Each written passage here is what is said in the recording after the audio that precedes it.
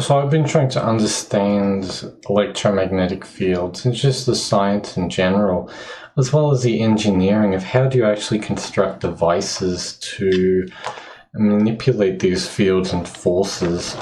I'm kind of fascinated in it because of the therapy aspect, actually. Realistically, I kind of just see it as a toy.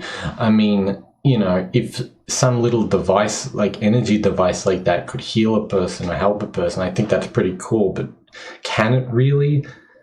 I don't know.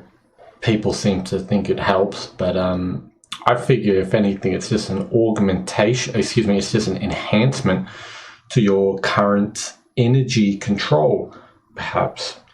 Anyway, let's explore some of these topics. Firstly, we have two books. The first is Steinmetz, Discharges. Here we go. And of course, we'll be looking at books and we'll be looking at actual devices, as I have some already constructed. But first we'll go over some theory. Here we go. Electric discharges, waves and impulses by, here we go, Charles Proteus Steinmetz. Now, if you know a little bit of history about Steinmetz, he essentially was the guy who gave us all of the equations. I'm pretty sure the ones where, the resistance equation of amperage and voltage, figure out how to work power lines is made by this fella. So he really liked his equations, as we will see. But if you want to get a copy of this book at archive.org, and if you can't find it, do tell me and I will help you out. You don't have to be too focused on the equations, because as we'll see, that's an equation, here we go. And they get more and more complicated as you start to go through, as you can see here. So if you don't understand mathematics, you're going to have a hard time understanding equations, but you can still read the rest of it and understand it. Anyway, let's get to the most important pictures. So here we have one. Here we go. Electric field of conductor. Now, assumably, the way that I understand this is this would be the kind of cut-off section of a wire. So you can think of a wire or like some cable or something in the middle here. And then we have this field around it. And you'll notice we have these circles and we have these lines. Now, the circles, I believe, is the magnetic field. And the dotted lines is what they call the dielectric, or I think what we currently know as the electric field, but also it is the electrostatic. So you think static. What is static? Well, static electricity, when you jump on a trampoline or when you rub special fabric against a certain material, I believe amber and like some kind of plastics, you get that static electricity. When you combine that with magnetism, supposedly you get something called electricity, which is kind of like the controlled arc, like the arc flame or something like that. And this is basically how they understood it. They had these, here we go, the conductor is surrounded by a magnetic field or magnetic flux. They call it magnetic flux, and they also call it a dielectric flux or electrostatic flux. If you know about, what do you call them? There's big iron thingers that they wrap coil around and transformers and all that. I think it's different kinds of transformers. Anyway, whatever one that raises voltage, it's like to soak up the field.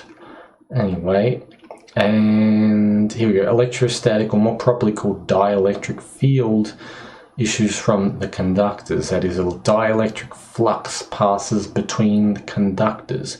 Now this one is interesting. Electric field of a circuit. Now I'm trying to understand, because this looks exactly the same as the pattern of a magnet, as we will see. Is this meant to be two wires and then there is this connection? Because they had this idea that the energy travels and exists around the wire. I think also in the middle of the wire there's they have this idea of counter space, or like negative space or something. You can think like energy space maybe. where basically you just have a wire and the space within the wire is like, a different dimension, so to speak. Here we go. The magnetic and dielectric field conductors both are included in the term electric field. Yep. And the two components of the electric field of the conductor. And then they got some mathematics here to look it up. So anyway, going back to the idea that there's like energy stored in the space, so to speak.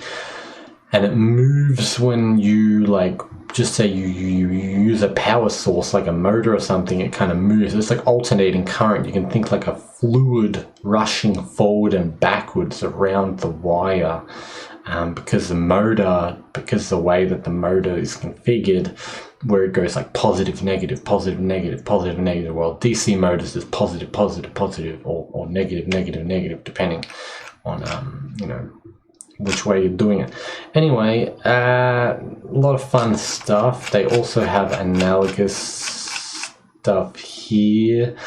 They kind of relate dielectricity more to voltage and magnetism more to amperage, which is kind of like vague relations. You want to be careful on how you think about that, but yeah, here we go. All these equations. So he made all these. Just crazy. Anyway, that's about enough of that. Alright, so here is another one. Electricity and Matter by J.J. Thomson. And this one talks a lot about, here we go, electric field by lines of force. And there's a nice little picture here. Let me try to... I hope you've been able to see these pictures. I probably should have done this. Alright, so here we are. And this supposedly is a magnet. I believe it's like a bar magnet or something. And it's like the north and south, or I don't know, south and north, whatever other ends it is. And you can see that this one specifically has a lot more of the iron. This is iron, a little bit of, but probably magnetite, little magnetite powder. There's a lot thicker around here, like here, and it's less thick around here and here. You'll notice that. So and that could just be the magnet. It could just be, I don't know. But it's interesting. Anyway, but you can see the north and south pole, there's a lot around here. And then it's the same, that kind of thing where it's got it looks like the electrostatic field, and then there's, I guess, circling around it is the magnetic. So you've got these, a display of the lines. So you can see it really looks like this picture here, doesn't it? Fascinating. Here we are. Okay, so this is the first thing that I was playing around with, and you can see I've got it deconstructed. Otherwise it would be, this would be touching here, and this would be touching here, for example. It's because it's really easy to short circuit these things. So here we can see it's two batteries connected in series, and then from the positive we go to the switch's middle, which then if we switch it that way, or I think that way, it turns on. I'm actually not sure. That's why I think I need to make these with a light, because the light will tell me if it's on or off. Actually, I can actually feel if it's turned on. That's the crazy thing. I can feel the electromagnetic field, and probably you can as well. So, I mean, I've already done a video talking about different coil shapes, of course, but and how you can feel them. But yeah, that's how I had to learn whether this was on or off, because if I turned it on too long, it could short circuit. But anyway, then we have this thing called a variable resistor. Unfortunately, it's not a variable capacitor. I don't have any of those, but it is a variable resistor. Basically, it's like a volume knob, you can think, for, like, you got speakers. And problem with this thing is that I'm pretty sure it doesn't handle 5 amps too well. Now, these two batteries together, because I'm increasing the voltage, it's about 3 volts, and it's about, it gets up to about 5 amps. So I'm getting like 15 watts through here, but basically the 5 amps is enough to firstly heat up the batteries when it's short-circuited, and also this was smoking. Smoke was coming out of it. Now, admittedly, it was kind of working for a little while. I didn't really notice much of a difference whether I turned it down or up. It looks like it's a 10K, so a pretty big resistor.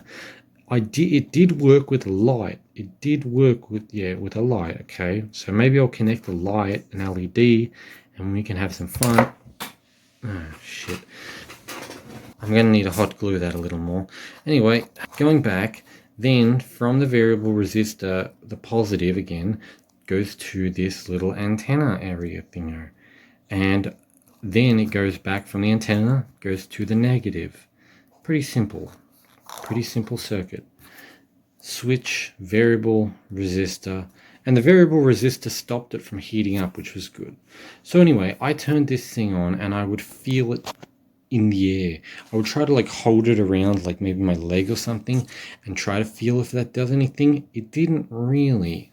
I noticed it was more of an air effect. Like it did work, it did fundamentally work, but it was more just like an air effect, right? So like the whole, I mean, not air, but area. So the whole area just feels like there's something going on. Here's another one. Now this is like a second version prototype. It's a simplification of that one. Same configuration. 2 batteries in series, as we can see here, from the positive. Now I just had it from the positive to the switch, right? To this point is the switch. Currently it's turned off, and I can notice that by the heat of the resistor. When I didn't have the resistors, we can see we've got a resistor. Excuse my like trash wiring. It's kind of, forgive me on that one. Anyway, it basically goes positive to resistor to this cable to the switch, right? To switch to antenna, as we can see there, and more trash wiring, do excuse that. Antenna goes to the negative. Easy circuit. If I turn it on, now this is a 100 ohm resistor. I think it's a little bit overkill, but it does stop it from burning out. If I turn it on, the resistor gets hot because it's eating up the current, I believe. It's basically turning the current into heat. I don't know if it's like super efficient or something. Is it working? Yes. Sometimes I got to touch things with my lip or my head or my cheek or something. It's very sensitive to temperature. I guess because we eat food and it does that. Anyway, I can feel my entire body is nice. It's like my whole body is getting energy. And it's healing. It's basically just speeding up the healing of my body. And you can kind of put these things in like whatever weird patterns, and you know, I guess circular patterns are good. And if I again put it next to my leg, I can feel it there. I can kind of feel it. If I take it up, maybe to like my belly or something, yeah, a little bit. It's very subtle. It is very subtle. Now because I put the resistor on there, it's a lot weaker. I had a 10 ohm resistor and it worked a little bit better, though the resistor was getting really hot. This one is, I don't know how long I can keep on. It feels like I can keep it on pretty much as long as I want, and it's fine. And I'll turn it off now. Just for some math, whether there's anything real to it. Alright, so 3 volts, 5 amps, give or take, 100 ohms takes it down to 0.3 or 300 milliamps.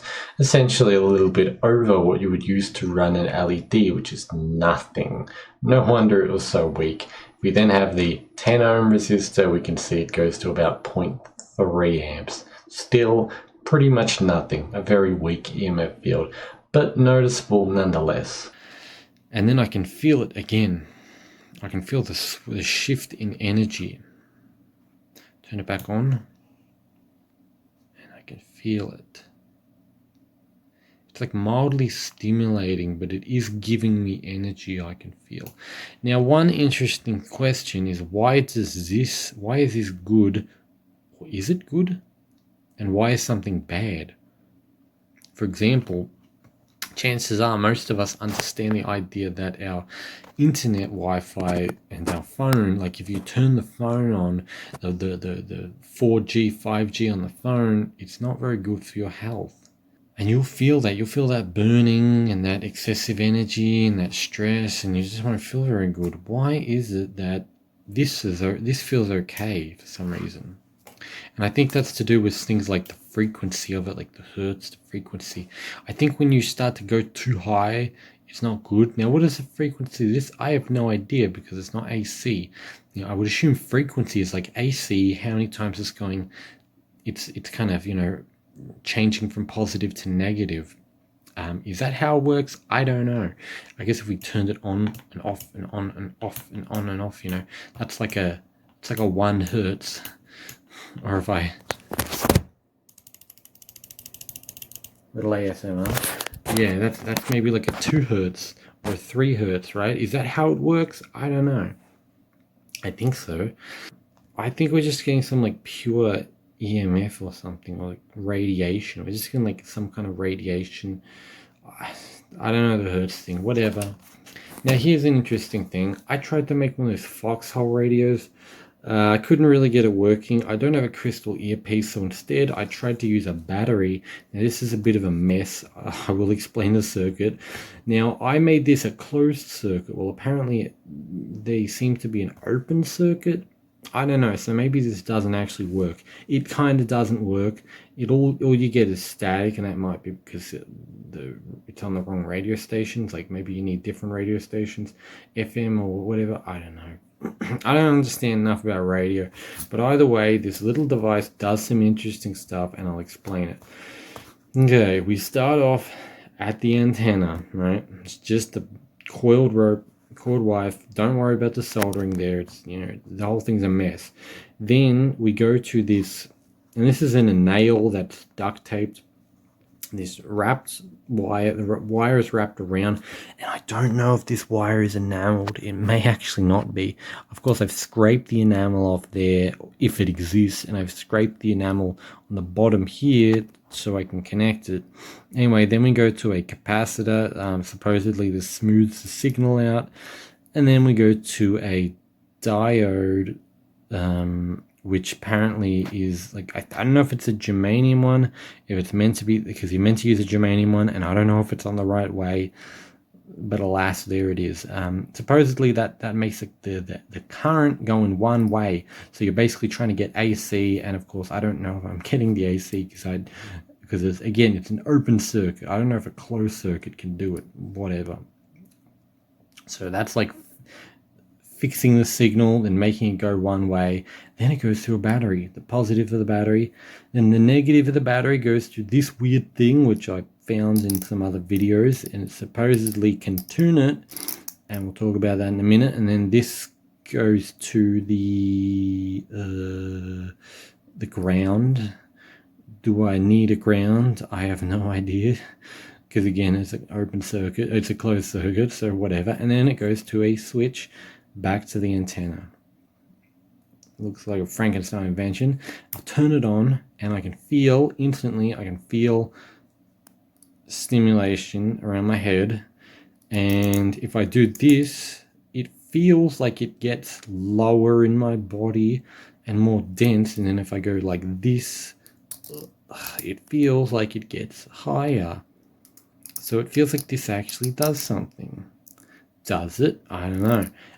And it doesn't get hot, or it doesn't seem to get hot. I don't know if it's the capacitor, the diode, or the ground. I don't have a clue. Or maybe it's just because I got one battery instead of two. Either way, do you want to hear what it sounds like? Okay, so what we need is we got some headphones. Now these ones need power because they're not a crystal cell. And basically we put it from the, I think this part of the diode, I forget, and then we put it on the ground. So I guess the ground does come in handy, huh? And then we go, I mean, really it doesn't seem to matter, but it seems to be from the tip. And then apparently the negative is at the base. I don't know, there seems to be like 3 different things. Anyway, then we flip it on and make sure nothing's short-circuiting. And let me just quickly put these in my ear and figure out, and it's really loud, by the way, it's really loud. Enough that I don't know if you'll hear it. Let me try to, nope, okay, that's not working. Is this gonna work? No, do I need to, Oh, it's turned off. Whoops.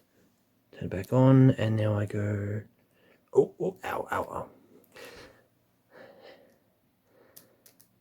Yeah, I can hear it. All right, let me try to see if I can. Can you hear any of that? It's like popping sounds and like wind sounds and it's basically this. Yeah, you hear that? And should get some static. I don't know. I guess if I touch this into anything, it seems to pick up like staticky sounds, which is why I'm thinking this is not picking up radio at all. or you know, I mean, technically the whole thing's picking up radio because it's just ambient energy, you know, coming into there. But what I'm trying to say is that it's just amplifying the can you hear that? Yeah, it's just amplifying the disconnection sounds. But I don't know, when I get that like that, you hear that? It's kind of whatever. That's when I start to think, hey, maybe this is actually doing something. I don't know. I'm really fascinated in these things, but for some reason they're simple, but they're complicated because I'm not good at like AC technology for some reason. I don't know. Whatever. One final thing: if we turn our thingo to AC voltage, you can see we're picking up like pretty much nothing, but we are picking up something, right? We are ambiently, and if we, for example, maybe connect the positive to a antenna, technically using this as an antenna, see how we pick up more from like the air. I don't know, do you have to connect? No, I don't think you connect both. So I think this is, and this technically this is meant to like be a ground. So connected to that, see if that acts as like a ground, and this is like an antenna. I think that's how it works. So we're picking up like some kind of signal, I guess, from the air, and then we use a different antenna, right? So, and then I'm grounding it with this. I think that's how it works. I think so. And that's like ambient electricity. It's nothing. It's literally nothing. I'm not even getting like a, you know, what am I getting, like nearly a millivolt or something. I don't know. I think that might be a millivolt. So basically nothing, but it shows the idea that you're like receiving energy from the air. And is that just because there are radio frequencies being blasted, or is it like, even if there isn't, there's like energy in the air? Of course, once you go up, you know, really high, then of course there's all that electrostatic, and then you use a, you know, a dielectric metal or an electrostatic metal to absorb it all, and then you get all that static, and then you ground it, you know, the Earth's magnetism. So you got the Earth is magnetic, or well, I don't know if it's magnetic, but you know what I mean. It's like the magnetism of the Earth and the dielectric or electrostatic. Electrostatic's a lot easier to understand. The static of the sky, and these two create like a energy, I guess, of the Earth. Whatever. Okay, so here is a GPT web thingo. Basically, this works a lot quicker. I don't know if anyone's been using ChatGPT recently, but oh my goodness, it just crashes your web browser, and it's so slow, and it's terrible. This one seems to work a little better. So anyway, let's start asking questions. Is there lots of static electricity up in the air? Now sometimes it doesn't work. Hopefully that's not one of these times. Oh yeah, see how quick that is? Alright, yes, there can be significant amounts of static electricity in the air, especially in certain conditions, factors there, blah blah blah. Low humidity, dry air, friction between objects can generate static electricity, build up, blah blah blah. Okay, can we harvest it with metals? Okay, now it's lying to me. Yeah, so sometimes when you ask it these things that are like a little bit, you know, you see that? Yeah. Look at all these videos, harvesting static from the air, yeah. Go look these up yourself. Okay, it's giving me pretty basic answers. I gotta ask some better questions. Is the Earth magnetic? I don't think it's magnetic, but it acts as a ground maybe, or maybe like underneath. Yeah, not like it's a magnet yet. It does have a magnetic field though. Okay. Moving to molten iron. Now, that's a little weird because it's like once something gets molten, it doesn't really have a magnetic field. Of course, you know, ChatGPT is not clued into the flat Earth theory, so it's kind of just how it is. Yeah, it gives us, here we go. This magnetic field is what gives us the north and south poles and affects compasses. Interesting. Okay, tell me about how radios receive signals from radio stations. Here we go, the receive stations called, okay, that's not really what I want. Radio stations generate electromagnetic waves known as radio waves, which carry audio signals, yes. These radio waves are transmitted through antennas, which send out the waves in all directions. So you send it through an antenna and you receive it through an antenna. My idea initially was basically just to hook a battery to some metal and see if I could get some kind of radiation or some kind of, you know, because the metal is the antenna. And then radios have an antenna that's designed basically just a little piece of metal to capture radio waves. When radio waves reach the antenna, they induce tiny alternating electric currents in the antenna. These electric currents then pass through the radio circuitry where they're amplified and processed. Yeah, pretty much what I said I was doing with the Thingo. Now, one interesting thing to understand is the idea of quantization of data through a duality of positive and negative. What do I mean by that? All this technology is based on the idea of zeros and ones and zeros, off and on. Your internet is probably going through fiber optic cables, or maybe if you're poor and live in a shit country, it's still going through copper. And essentially, what all of that is happening is that it's a pulse. It's like off and on pulse, which is 0 and 1, 0 and 1, or 1 and 0.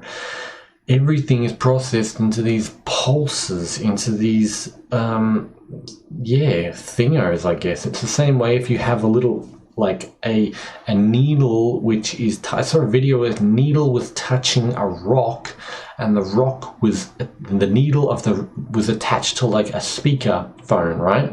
Like an analog speakerphone. It's just a cone, and the scraping of the rock was being amplified by the cone, and really all that's happening is that the needle is going up and down. It's because that's all it can do. I mean, maybe it can go left and right, up and down, you know, 4 dimensions, but, you know, let's just assume it's like a vinyl record where it's just going left and right, it's just wobbling. This, and you essentially, you can quantize anything into this, this data, you know, everything on a computer is zeros and ones. So the way that all this stuff works is that it's just using like AC electricity. I think, here we go, is radio frequencies, radio, I don't know, transmissions in AC or something. It's probably not the best way to word it, but here we go. Yes, radio transmissions are in AC. Radio waves are a form of electromagnetic radiation which consists of alternating electric and magnetic fields, or as we saw, electrostatic, you know, dielectric and magnetic fields. I think so. These electric fields and magnetic fields oscillate back and forth. That's not really the best way to explain it. The better way is if you look at a, I searched the internet for like a minute and I find nothing good. Okay, let me try to explain this. So here in the middle, we have the thing that spins. I think I forget. This is single phase. This is a three phase, right? So three phases got three of these things. Single has got four apparently, right? You can see here north south, north south, north south. So what's happening is the thing is spinning and it's pretty much pushing power. You know, you have magnets resist. Imagine you've got a field which is pushing on the south, which maybe, let's say, it's resisting it, and then the north is attracting. So it's like 1 0 1 0 1 0, and as it's spinning, it's like attraction, repulsion, and it's sending that through the wire. It's pushing and pulling. As I said, it's jacking the wire off. It's like the ether is the thickened electromagnetic fluid is like wanking the wire off back and forwards. It's the best analogy I have for you right now. You're just going to have to work with it. Apparently three phase is very efficient for whatever, for getting power, you know, for whatever that means. Anyway, but that's pretty much how it works. Well, otherwise, if it was DC, it'd just be like positive, like attraction, or repulsion. Well, I mean, technically it'd be repulsion, because you'd want resistance. At least that's if you're winding a motor to, you know, to get power out of it. I assume so. Take it with a grain of salt. Maybe I'm wrong. So that's then sending these things, which you're basically you're turning the music. You know, again, the rock. You're turning the vibration of the rock. Again, just that left and right into essentially the left and right of the electromagnetic field of the fluid, like it's like a wave going back and forth along the wire, and that's you're sending it out with a what do you call it? A antenna. Basically, you're electrifying it to give it some push. You're using an antenna to give it out and radiate it and all this stuff. Okay, so I probably overloaded you a little bit. About 30-minute video, whatever. Gives me a basic idea on EMF frequencies and their use in devices or whatever. Yeah, I'm not very specific. It's probably configuring, like, what does he mean? Here we go. Right, so here's the EMF spectrum, or the electromagnetic frequency spectrum. So the lowest, of course, is your radio waves. Lowest you think is like Earth waves. So it's like, 0 to, 10 or 100. Ranging from a few kilohertz to gigahertz ranges, right?